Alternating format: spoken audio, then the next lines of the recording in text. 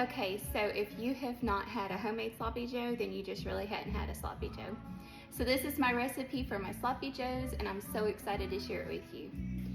And today I'm using 2 pounds of ground meat from Ruby Cattle Company here in downtown Livingston. What I love about their meat is it's hormone-free and antibiotic-free and grass-fed, which it always makes it so much more flavorful.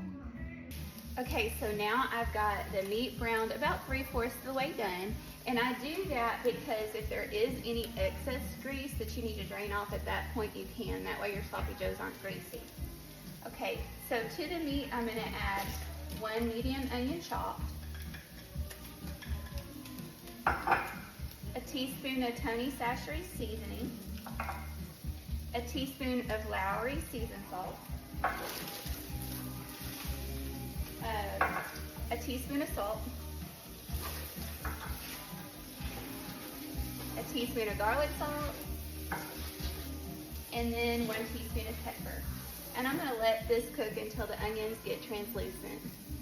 Okay, now that I've got the meat browned and the onions are translucent, we're gonna add in all the ingredients. Okay, so I've got a tablespoon and a half of mustard, 1 tablespoon of brown sugar, 3 tablespoons of Worcestershire, 3 cups of ketchup.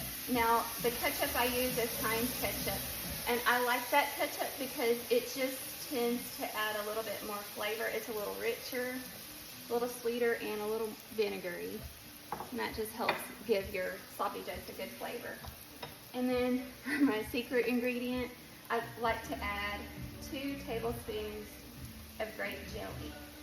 Now I like to use grape jelly, of course, in my sloppy joes, but in my baked beans, Swedish meatballs, it just gives it the best flavor.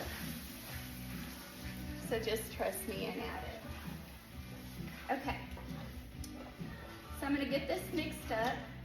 I'm gonna cover it and I'm gonna let it simmer for just about 15 to 20 minutes. Okay, it's done and I've let it cool down just a little bit. And while you're cooking it, if you see that it has condensed too much, you can just add a little bit more ketchup to it, okay? So I've taken a hamburger bun and toasted it.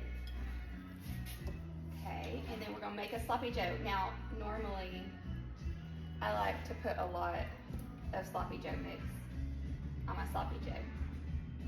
But for the sake of making a mess, I will not. Okay, and you can add onion to it, but I really love to add pickles. Lots of pickles. Okay.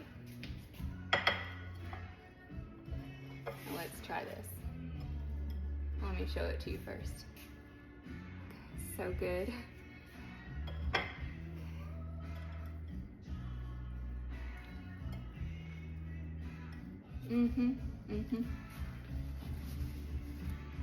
I promise.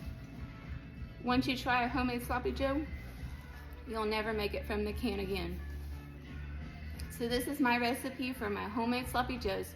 I'm so excited for you to try it. Let me know how you love it in the comments.